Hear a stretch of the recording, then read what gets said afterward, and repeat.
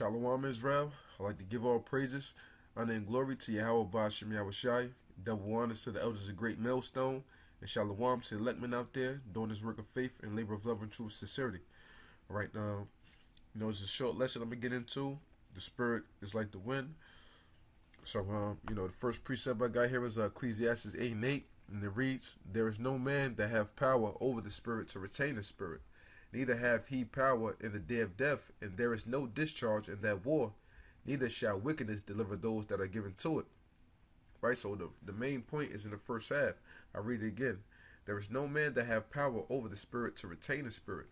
Now, when it's getting into that, a key example is when we're out there prophesying, when we're out there at camp, you can clearly see through the spirit, how the spirit of the Lord moves from one brother to another brother, or how the spirit, may leave one brother and hop on another brother, like Elder Sahara mentioned, how a person may run out of spiritual gas, and that's how we know that this is not our program, because the Most High is going to get his message across through not just one brother, but through multiple brothers. You know what I'm saying? When we're out there speaking, you might be out there speaking for an hour and a half, maybe on fire through the spirit. Then after a while, the spirit starts to die down. Then it moves on to another brother. And then when you recognize that, okay, now you jump in, you may precept, throw your little points in with that brother and help to feed his spirit, to help the spirit of the Lord, move freely. Let the spirit have free course, man. That's how the spirit is like the wind, because, that's why the scriptures speak upon too, bellies of living water, because a river of water, it has free course, it flows freely. And that's how the spirit of the Lord moves. It flows freely, man, And that's why the scriptures speak on not quenching the spirit. And I'm going to grab that precept real quick. Straight to the point. Is 1 Thessalonians 5 and 19. And it reads, "Quench not the spirit."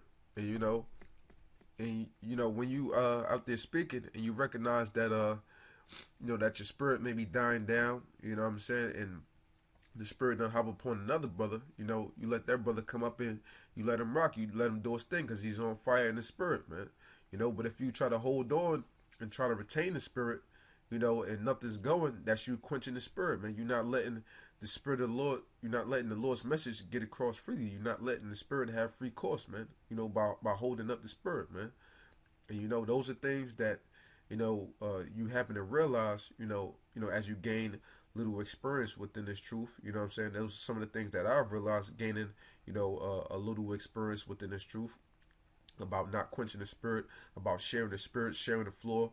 You know what I'm saying? When you out there prophesying, you know what I'm saying? Because, you can have, your readers, they wind up precepting for you, you know what I'm saying? Might ignite more fire into your spirit, man, because you realize that when you let the spirit have free course, when you let the spirit move as it will, the Most High can use you more, because you're not doing it according to your program, but you letting the spirit have free course so the Lord can use you more, But if you're holding up the floor, if you're quenching the spirit, then, the Most High, basically, he's going to put you on the bench, so to speak, just like with basketball, man, If you're out there, you being a ball hog, you're not making the right decisions, you know what I'm saying? The spirit, not only you're not hot, you know what I'm saying? You're not hitting them threes. You shooting up crazy jump shots. You keep missing. You know what I'm saying? What, you going to get sit on the bench, man.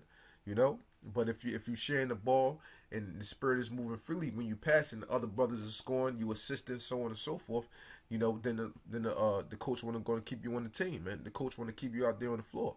You know what I mean? All game. And, that's how the spirit of the Lord works, man. The Most High can use us more, the more we let his word move freely, man. That's why it's always great to share the spirit, to share the floor when you out there prophesying, you know what I'm saying? Because you want to be an addition unto the Lord, and you don't want to take nothing away from the spirit, man. You don't want to hinder up the spirit, man. All right.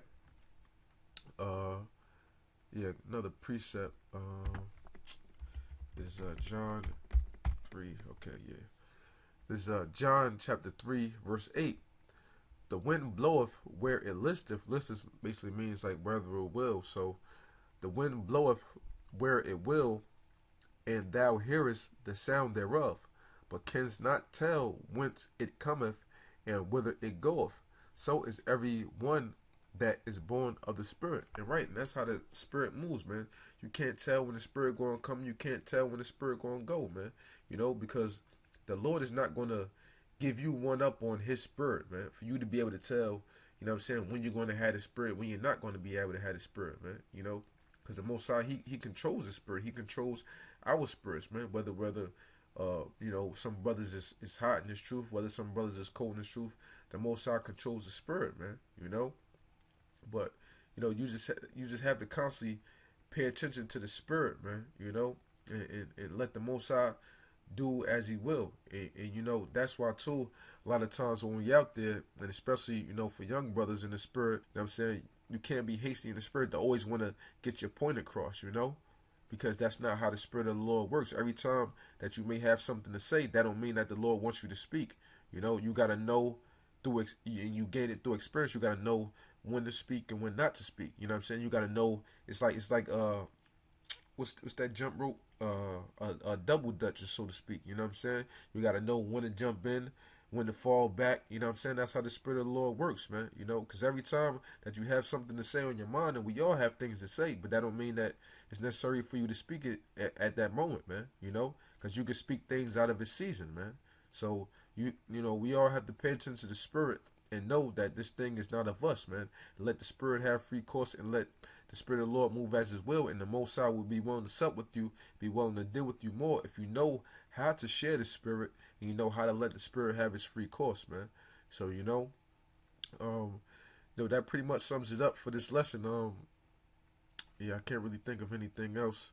Point I wanted to get across. So with that, I hope this lesson was edifying to you brothers out there, and I hope brothers, pay attention to the spirit, what I'm saying, and constantly recognize that, this is the Most High's program, it's not ours, man. So, just hope that the Most High continue to be willing to deal with you, continue to willing to sub with you, what I mean, and that, we can constantly stay in the spirit, man.